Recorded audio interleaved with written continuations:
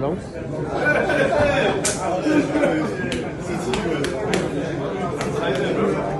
Himraz.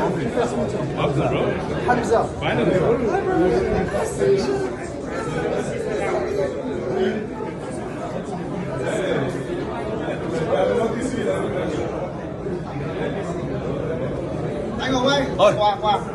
Hả? Quà. Ừ thôi. Bảo ui. Tặng quà. Ra xôi đi, ra xôi đi. Đâu rồi?